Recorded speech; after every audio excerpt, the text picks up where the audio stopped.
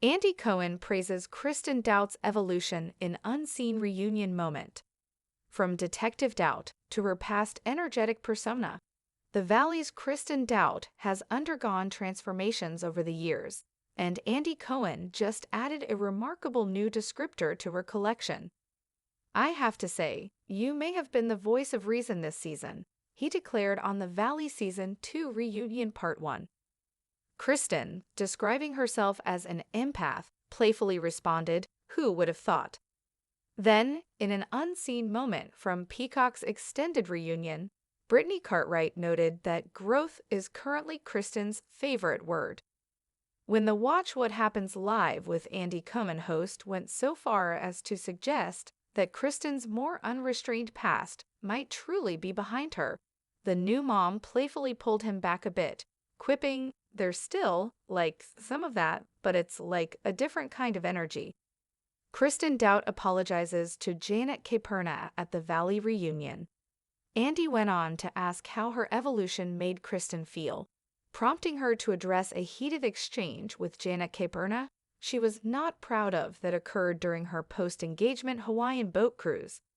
"If I can just start this off with an apology to Janet for just the things that were coming out of my mouth," she said. "That was just so not my best moment." Noting the decibels of her voice and her high-pitched speaking during the argument, she continued, "I looked at Luke Broderick right after we watched it, and I said, 'Was that intense?' And he goes, 'Yeah, kinda.' I was like, 'Thank you for your honesty.'" Oak, note to self, despite their ups and downs, Janet, for her part, responded by saying she appreciated the apology.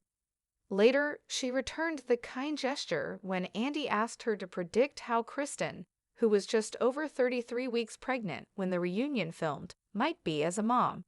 "I think she's gonna be a great mom," Janet said. "She's the best dog mom in the world, and that, I think, is the first big test, of taking care of something and loving something. And I think she's gonna do a great job." Kristen Doute reflects on her fertility journey and pregnancy on the Valley reunion. Some of the Valley cast attributed Kristen's newfound voice of reason role to the fact she was about to become a mother. She and Luke welcomed their first child, a daughter named Kaya Lily, in June, a bit more than a month after the Season 2 reunion filmed. "Don't stress me out, my water could break," she joked.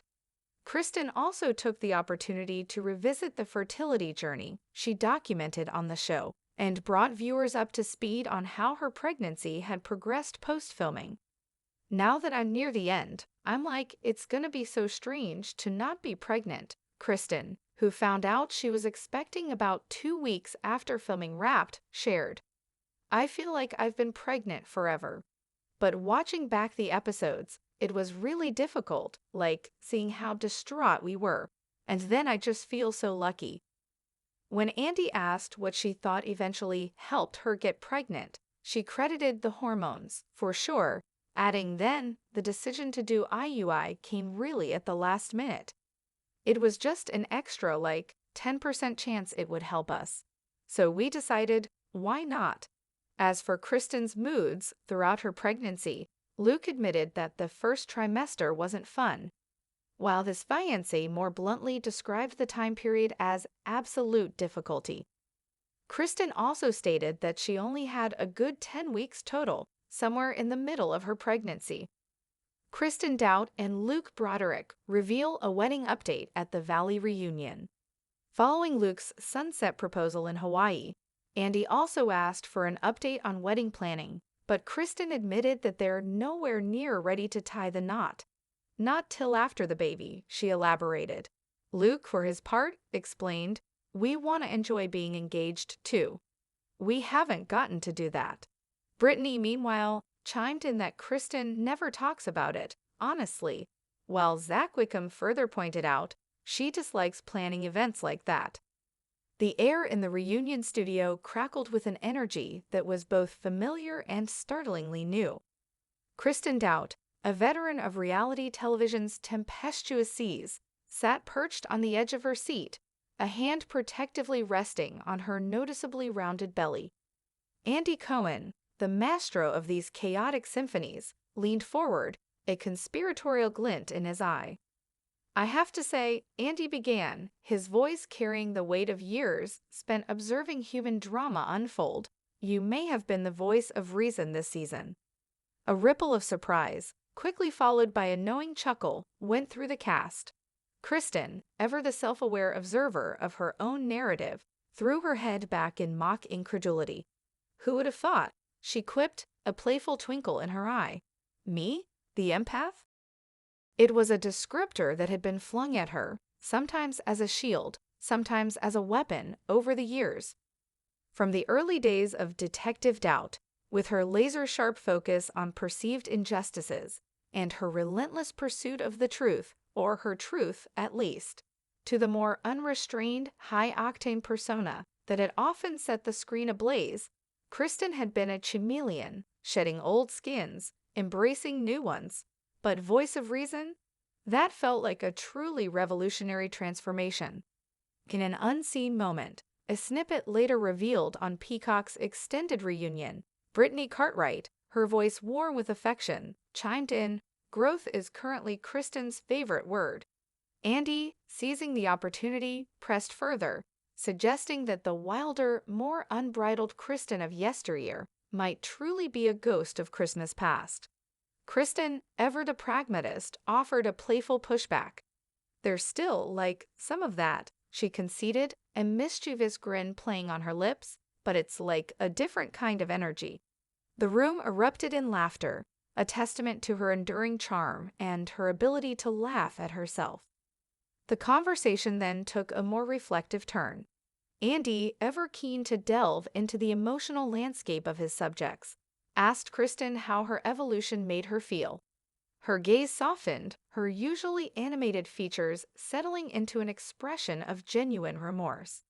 She took a deep breath and then, with characteristic directness, addressed the elephant in the room, or rather, the heated exchange that had unfolded on a Hawaiian boat cruise, a post-engagement celebration gone slightly awry. "If I can just start this off with an apology to Janet for just the things that were coming out of my mouth," she began, her voice earnest. "That was just so not my best moment." Janet Caperna, the recipient of Kristen's verbal volley, listened intently, her expression unreadable. Kristen continued, her self-critique unflinching. "I looked at Luke Broderick right after we watched it, and I said, 'Was that intense?' And he goes, 'Yeah, kinda.' I was like, 'Thank you for your honesty.'" Oak, note to self. She even mimicked the decibels of her voice and her high-pitched speaking, a playful yet poignant acknowledgement of her own passionate, sometimes overwhelming, delivery.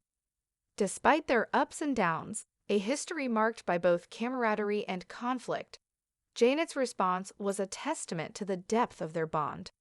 "I appreciate the apology," she said, her voice devoid of lingering resentment. It was a moment of grace, a quiet acknowledgement of growth on both sides. Later, the tables turned, and Janet returned the kind gesture.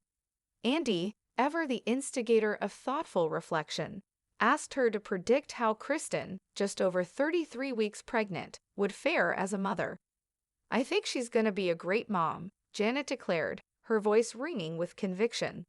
"She's the best dog mom in the world, and that, I think, is the first big test, of taking care of something and loving something. And I think she's going to do a great job." It was a powerful endorsement, a recognition of Kristen's inherent capacity for nurturing and unconditional love, qualities that had always been present, perhaps just overshadowed by the drama.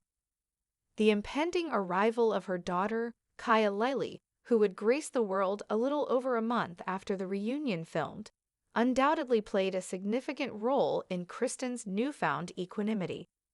Some of her castmates attributed her voice of reason role to the transformative power of motherhood.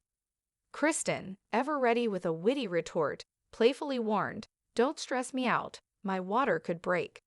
She also seized the opportunity to revisit her arduous fertility journey, a deeply personal struggle she had bravely documented on the show. The raw vulnerability of those episodes, the despair and uncertainty she and Luke had faced, had resonated deeply with viewers.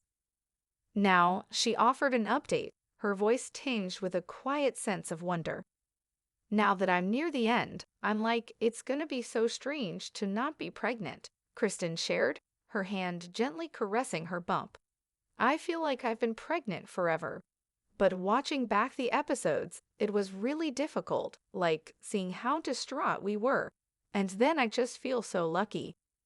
The contrast between her past heartbreak and her present joy was palpable, a testament to resilience and the unpredictable turns of life. Andy, ever curious, delved into the specifics. What do you think eventually helped you get pregnant? He asked. Kristen, pragmatic as ever, credited the hormones for sure, but then revealed a crucial last-minute decision. Then the decision to do IUI came really at the last minute. It was just an extra, like 10% chance it would help us. So we decided, why not? It was a testament to their unwavering hope, their willingness to explore every avenue, even when hope felt thin.